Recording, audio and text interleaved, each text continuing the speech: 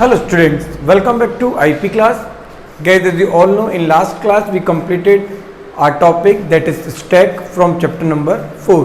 बच्चों जो हमारी लास्ट क्लास हुई थी उस लास्ट क्लास के अंदर हमने IP में चैप्टर नंबर 4 का टॉपिक था स्टैक, उसको हमने डिस्कस कर लिया था और चैप्टर नंबर 4 का नाम था स्टैक एंड क्यू, जिसके हमने दो टॉपिक कंप्लीट कर लिए थे। पहला टॉपिक नोटेशंस था और दूसरा टॉपिक आपका स्टैक था। नोटेशन किसी एक्सप्रेशन को लिखने का तरीका था और हम तीन तरीके से नोटेशंस लिखते हैं। एक होती है इनफिक्स, एक होती है प्रीफिक्स और एक होती है बेटा आपकी पोस्टफिक्स। क्लियर है? स्टैक हमने डिस्कस किया था, कुछ इस तरीके का डेटा स्ट्रक्चर था जिसमें एलिमेंट को इंसर्ट और रिमूव करने के लिए एक ही दरवाजा होता है। आज हम चैप्टर नंबर 4 का थर्ड टॉपिक डिस्कस करते हैं जिसका नाम है क्यू। आज हम डिस्कस करने वाले हैं क्यू। क्यू का मतलब क्या होता है जरा समझना। क्यू का मतलब है फॉर एग्जाम्पल लाइन। क्या मतलब है? लाइन। जब भी आप असेंबली में प्रेयर के लिए खड़े होते हो तो मैम अक्सर कहा करती है मेक अ प्रॉपर क्यू, एक प्रॉपर लाइन बनाइए अपनी हाइट के अकॉर्डिंग। तो क्यू का मतलब यही होता है कि एक लाइन की बात हो रही है। जैसे हम समझते हैं फॉर एग्जाम्पल लेके, जैसे फॉर एग्जाम्पल है कि पिक्चर हॉल का मूवी टिकट का काउंटर है, यहाँ से मूवी टिकट मिलते हैं।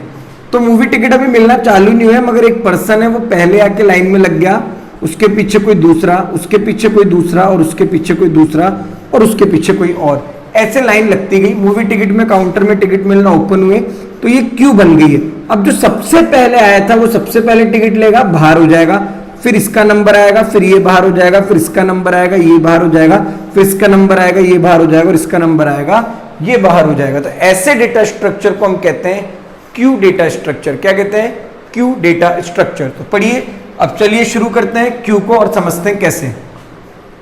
डेटा स्ट्रक्चर में क्यू को इस तरीके से बनाया जाता है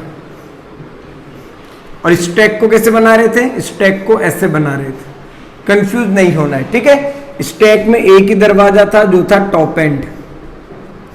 डेटा स्ट्रक्चर में क्यू को यूं बनाया जाता है, एलिमेंट इससे इंसर्ट होता है और एलिमेंट रिमूव इस दरवाजे से होता है। यानी क्यू के अंदर आपके दो गेट होते हैं या दो एंड होते हैं या दो दरवाजे होते हैं। एक से एलिमेंट इंसर्ट होता है और एक से एलिमेंट रिमूव होता है। इस वाले दरवाजे को हम कहते हैं रियर एंड। क्या कहते हैं? Rear and. और इस वाले दरवाजे को हम कहते हैं फ्रंट एंड। क्या कहते हैं बेटा? Front end.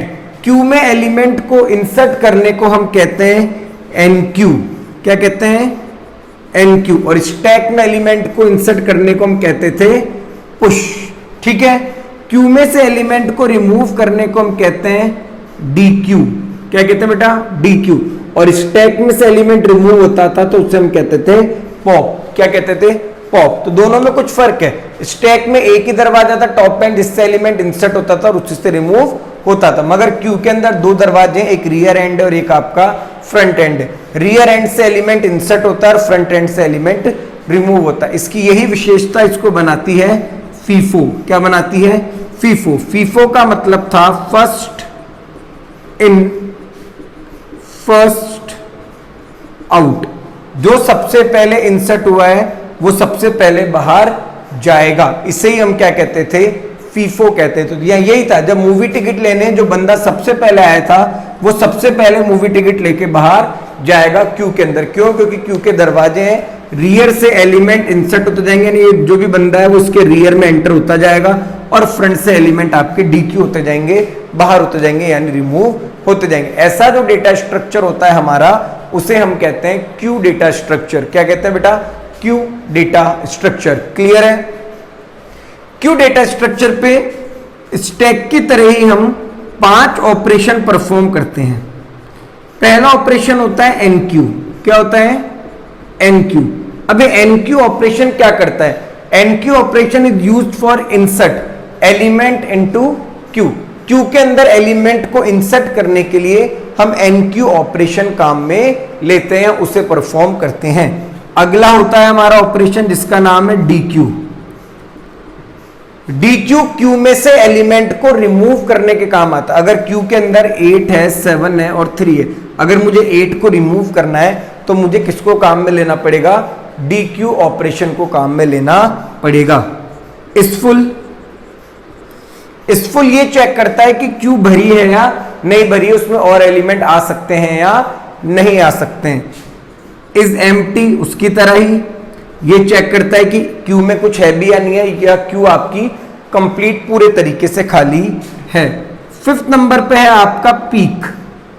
पीक ये बताता था स्टैक में कि स्टैक के टॉप पे क्या रखा है, बस क्यू में पीक ये बताता है कि क्यू के फ्रंट के अंदर क्या रखा है। तो स्टैक के तरीके से ही हम 5 ऑपरेशंस क्यू पे परफॉर्म करते हैं, बट पुश यहाँ पे एन क्यू हो गया है और पॉप यहाँ पे डी क्यू हो गया। इस फुल इज एम्प्टी का काम वो ये पीक स्टैक में टॉप से बताता था और पीक क्यू के अंदर फ्रंट का एलिमेंट बताता है कि फ्रंट में क्या रखा है।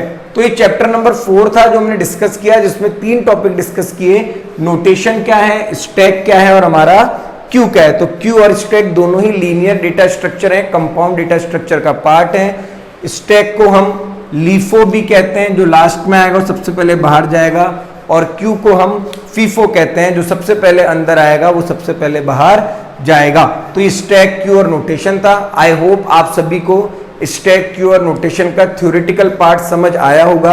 अब हमारी जो नेक्स्ट क्लासेस होंगी, उन नेक्स्ट क्लासेस के अंदर हम स्टैक के जो 5 ऑपरेशन थे, push, pop, is full, is empty और पीक, उनके एल्गोरिथम्स को डिस्कस करेंगे। और उसके बाद वाली क्लास में हम क्यू की 5 जो ऑपरेशन है, enqueue, dequeue, is full, is empty और पीक, इनके ऑपरेशंस को हम डिस्कस करेंगे।